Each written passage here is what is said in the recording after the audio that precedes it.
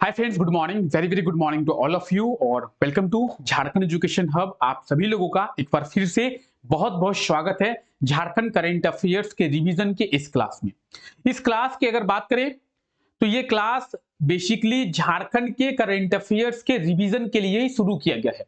इस क्लास में हम लोग झारखंड के पुराने करंट अफेयर्स का रिवीजन करते हैं और ये जो क्लास है वो स्पेशली जेएसएससी सीजीएल के एग्जाम के पॉइंट ऑफ व्यू के लिए ही शुरू किया गया है। जेएसएससी सीजीएल जिसका एग्जाम जो है आने वाले टाइम पे आपको देखने को मिलेगा 28 जनवरी और 4 फरवरी, ये दो दिन है जो जेएसएससी के द्वारा फिक्स किया गया है सीजीएल का एग्जाम होगा। तो सीजीएल के एग्जाम के लिए ही इस क्लास को शुरू किया गया है ताकि इस क्लास के माध्यम से आप झारखंड के पुराने करंट अफेयर्स के बारे में भी समझ सके और उनके बारे में भी आपको एक अच्छा खासा नॉलेज हो जाए। तो आइए आज के इस क्लास को शुरू करते हैं और देखते हैं कौन कौन से इंपॉर्टेंट करंट अफेयर्स हैं जिनके बारे में आज के इस क्लास में डिस्कस करने वाले हैं। उससे पहले बात करेंगे आज के इस क्लास के पीडीएफ की। तो आज के इस क्लास का पीडीएफ आपको कहां पे मिलेगा? पीडीएफ आपको हमारे टेलीग्राम चैनल पे मिल जाएगा। टेलीग्राम चैनल पे आपको इस क्लास के साथ साथ बाकी सभी क्लासेस के पीडीएफ भी आसानी से मिल जाएगा। तो डिस्क्रिप्शन में लिंक दिया हुआ है, आप लोग उस लिंक के माध्यम से आसानी से टेलीग्राम चैनल को ज्वाइन कर पाएंगे।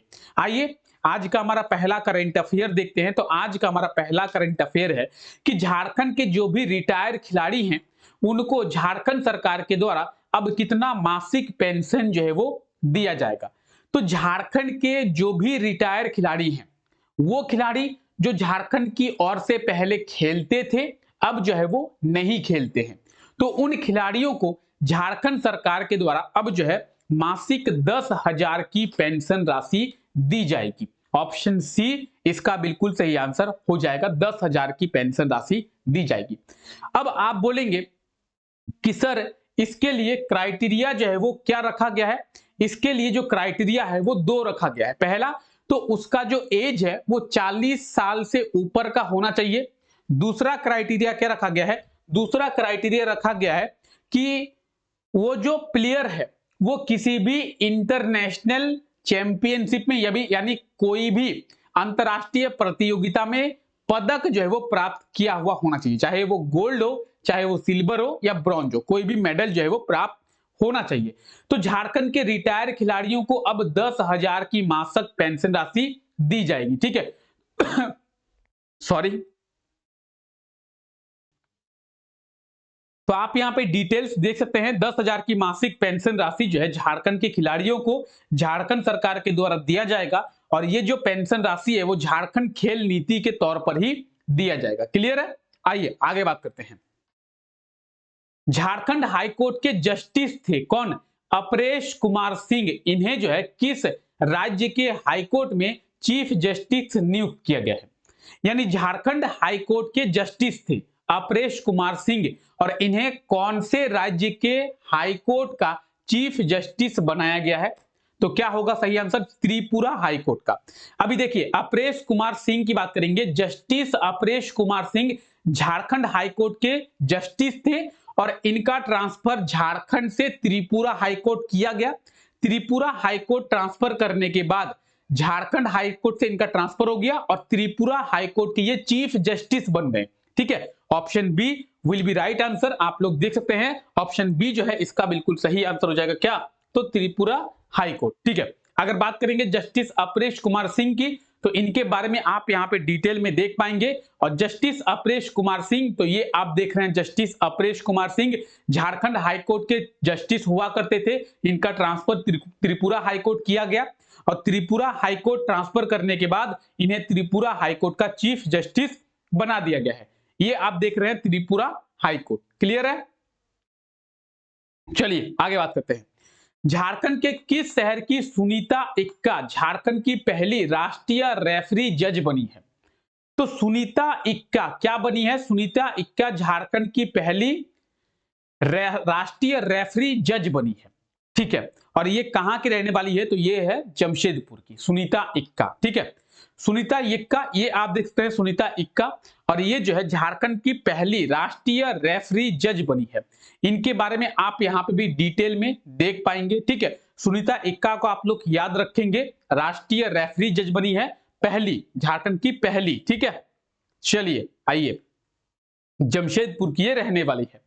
झारखंड सरकार के द्वारा अब राज्य के लोगों को कितनी यूनिट तक बिजली मुफ्त में दिया जाएगा? तो झारखंड सरकार के द्वारा यह अनाउंस किया गया है कि हर महीने झारखंड के गरीब लोगों को 100 यूनिट बिजली मुफ्त में दिया जाएगा। ऑप्शन ए जो है बिल्कुल सही आंसर हो जाएगा। झारखंड के जो भी गरीब लोग हैं उन्हें झारखंड सरकार के द्वारा 100 यूनिट बिजली महीने में फ्री दी जाएगी, मुफ्त में। अगर आप बोलेंगे सर हमारे घर में 120 यूनिट बिजली का कंजम्पशन होता है, तो हम क्या करेंगे सर, आपको 100 यूनिट बिजली फ्री में दिया जाएगा, बाकी के जो 20 यूनिट बिजली है वो आपको उसके लिए पे करना पड़ेगा, ठीक है। तो झारखंड सरकार के द्वारा झारखंड के लोगों को प्रति महीने 100 यूनिट बिजली जो है मुफ्त में दी जाएगी। इस चीज को आप लोग देख सकते हैं यहां पे, ठीक है। क्लियर है? चलिए आगे बढ़ते हैं। हाल ही में झारखंड कृषि विभाग के द्वारा झारखंड के सभी पंचायतों में रेनगेज मशीन लगाने के लिए कितनी राशि का प्रावधान किया गया है? रेनगेज मशीन, अच्छा ये क्या होता है? रेनगेज मशीन के जरिए आप मौसम के बारे में पता लगा सकते हैं कि आने वाला मौसम जो है वो कैसा होगा, आने वाले मौसम में बारिश होगी, आने वाला मौसम जो है 2-3 दिन 4 दिन का मौसम पता कर सकते हैं कि धूप देगा या फिर ठंडा रहेगा, बादल छाए हुए रहेंगे। तो रेनगेज मशीन करता क्या है? रेनगेज मशीन से बेसिकली आप लोग मौसम के बारे में पता लगा पाएंगे। अच्छा, झारखंड के सभी पंचायतों में झारखंड कृषि विभाग के द्वारा रेनगेज मशीन लगाया जाएगा। क्यों? ताकि झारखंड के किसानों को आने वाले मौसम के बारे में पता चल सके। किसानों को जब मौसम के बारे में पता चलेगा तो वो अपने फसल का कोई उपाय करेंगे, ठीक है। तो इसके लिए झारखंड कृषि विभाग के द्वारा 48 करोड़ की जो राशि है उसको प्रावधान किया गया है। इस 48 करोड़ की राशि से झारखंड के सभी पंचायतों में रेनगेज मशीन लगाया जाएगा, ठीक है। ऑप्शन बी बिल्कुल सही आंसर हो जाएगा। आप यहाँ पे डिटेल में देख सकते हैं, ठीक है। कहीं ना कहीं डायरेक्टली और इनडायरेक्टली झारखंड के 40 लाख लोगों को इसका फायदा जो है वो मिलेगा, आप लोग देख सकते हैं, ठीक है। रेनगेज मशीन की अगर बात करें तो ये जो आप मशीन देख रहे हैं ये है रेनगेज मशीन, और इसके जरिए आप बहुत ही आसानी से मौसम के बारे में पता लगा सकते हैं। झारखंड के सभी पंचायतों में इस रेनगेज मशीन को लगाया जाएगा। किसके द्वारा? झारखंड कृषि विभाग के द्वारा, ठीक है। झारखंड में कितने खेलो इंडिया सेंटर का निर्माण किया जाएगा? खेलो इंडिया सेंटर, अच्छा खेलो इंडिया सेंटर क्या है? खेलो इंडिया सेंटर में सभी खिलाड़ियों को सभी खेलों की ट्रेनिंग दी जाएगी। जैसे क्रिकेट की ट्रेनिंग दी जाएगी, आर्चरी की ट्रेनिंग दी जाएगी, कबड्डी की ट्रेनिंग दी जाएगी, फुटबॉल की ट्रेनिंग दी जाएगी, हॉकी की ट्रेनिंग दी जाएगी। तो जो भी अलग अलग खेल हैं उसकी ट्रेनिंग दी जाएगी। अच्छा, झारखंड में कितने जिलों में खेलो इंडिया सेंटर का निर्माण किया जाएगा? झारखंड में जिले कितने हैं? 24। तो झारखंड के सभी जिलों में, झारखंड के 24 जिलों में खेलो इंडिया सेंटर का निर्माण किया जाएगा। ऑप्शन बी इसका बिल्कुल सही आंसर हो जाएगा। अच्छा, इसके माध्यम से झारखंड सरकार करना क्या चाहती है? झारखंड सरकार खिलाड़ियों को अच्छे से ट्रेनिंग देना चाहती है ताकि झारखंड के खिलाड़ी आगे जाकर झारखंड का नाम रोशन करें, ठीक है। तो झारखंड सरकार के द्वारा झारखंड के सभी जिलों में क्या किया जाएगा? खेलो इंडिया सेंटर का निर्माण किया जाएगा। आप यहां पे डिटेल्स जो है वो देख सकते हैं। क्लियर है? चलिए आगे बढ़ते हैं। झारखंड के कितने नदियों को डेवलप किया जाएगा? झारखंड के कितने नदियों को क्या हो जाएगा? डेवलप किया जाएगा। तो झारखंड की नदियों की बात करेंगे, 5 नदियों को, ठीक है। झारखंड के 5 नदियों को डेवलप किया जाएगा। अब डेवलप करने का मतलब क्या है? डेवलप करने का मतलब है उनको स्वच्छ किया जाएगा, ठीक है। उनके आसपास जो है जो क्षेत्र है वहां पे डेवलप किया जाएगा, पार्क का निर्माण किया जाएगा जिससे उस नदी का पानी जो है दूषित नहीं होगा, वहां पे टूरिस्ट जो है उनकी संख्या बढ़ेगी। तो झारखंड के 5 नदियों को भारत सरकार के द्वारा डेवलप किया जाएगा। National mission for clean Ganga, कौन से योजना के तहत? National mission for clean Ganga, इस योजना के तहत झारखंड के 5 नदियों को क्या किया जाएगा? तो डेवलप किया जाएगा। क्लियर है? चलिए आइए, national mission for clean Ganga. अच्छा, अगला करंट अफेयर है, झारखंड के किस एजुकेशनल इंस्टीट्यूट के द्वारा सेमीकंडक्टर की पढ़ाई को शुरू किया गया है? सेमीकंडक्टर की पढ़ाई शुरू की गई है आईआईटी आईएसएम के द्वारा, जो कि धनबाद में है। ठीक है, झारखंड का एकमात्र आईआईटी कॉलेज, झारखंड में एक ही आईआईटी कॉलेज है जो कि धनबाद में है, आईआईटी आईएसएम। और यहाँ पे आईआईटी आईएसएम में सेमीकंडक्टर की पढ़ाई जो है वो शुरू की गई है। अगर आंसर की बात करें तो option D will be right answer. और अगर आप एक्सप्लेनेशन देखना चाहते हैं तो ये रहा इसका डिटेल। ठीक है, सेमीकंडक्टर की पढ़ाई कहां पे शुरू की गई है? तो आईआईटी आईएसएम में। क्लियर है? चलिए, हाल ही में किनके द्वारा एयर एम्बुलेंस सेवा को शुरू किया गया है? तो एयर एम्बुलेंस सेवा, इसके बारे में भी देखे थे, हेमंत सोरेन के द्वारा, झारखंड के मुख्यमंत्री हेमंत सोरेन के द्वारा ये एयर एम्बुलेंस सेवा जो है वो शुरू किया गया। हालांकि एयर एम्बुलेंस सेवा को शुरू किया गया, लेकिन ये प्रैक्टिकल नहीं है, हम लोगों के लिए है ही नहीं। इसका किराया जो है वो 4 लाख 5 लाख से स्टार्टिंग होता है। तो ये गरीब आदमी क्या ये एयर एम्बुलेंस को एफोर्ड कर पाएगा? आप ही सोचिए, आपको अगर किसी इमरजेंसी सिचुएशन में एयर एम्बुलेंस की जरूरत पड़ती है तो उसका किराया है 5 लाख। आप एफोर्ड कर पाएंगे? आप कर पाएंगे क्या? एफोर्ड ही नहीं कर पाएंगे, आप नहीं एफोर्ड कर पाएंगे। 5 लाख, एक गरीब आदमी 5 लाख कहां से लाएगा? तो ये प्रैक्टिकल नहीं है। कहने के लिए सही है कि झारखंड में एयर एम्बुलेंस सेवा जो है वो शुरू हो गया है, लेकिन ये प्रैक्टिकल नहीं है। ठीक है, तो ऑप्शन बी इसका बिल्कुल सही आंसर हो जाएगा। हेमंत सोरेन के द्वारा झारखंड में एयर एम्बुलेंस सेवा की शुरुआत की गई है 28 अप्रैल 2023 में। ठीक है, तो ये आप एयर एम्बुलेंस देख सकते हैं, हालांकि ये प्रैक्टिकल नहीं है। ठीक है, बहुत कॉस्टली है ये। चलिए, झारखंड का सबसे लंबा पुल का निर्माण किस जिले में किया गया है? झारखंड का लॉन्गेस्ट ब्रिज, तो झारखंड का सबसे लंबा पुल कहां पे? झारखंड की सब कैपिटल दुमका में। ठीक है, ऑप्शन डी इसका बिल्कुल सही आंसर हो जाएगा, दुमका में। झारखंड का सबसे लंबा पुल दुमका में। अब देखिए, ये जो है बहुत इंपॉर्टेंट है।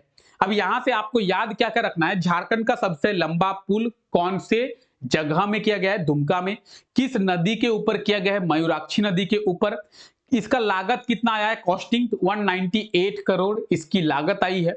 अगर इसके लेंथ की बात करेंगे तो 2340 मीटर इसका लेंथ है। तो इन सभी चीजों के बारे में आपको याद रखना है। आइए थोड़ा डिटेल में डिस्कस करते हैं। देखिए, दुमका जिले में मयूराक्षी नदी पर झारखंड का सबसे लंबा पुल का निर्माण किया गया है, जो कि 2340 मीटर लंबा है। 198 करोड़ की लागत से इसका निर्माण किया गया है। और इसका निर्माण किसके द्वारा किया गया है? SHAJ, साज के द्वारा। साज का मतलब क्या है? State highway authority of Jharkhand. ठीक है, तो झारखंड का सबसे लंबा पुल कहां पे? दुमका में।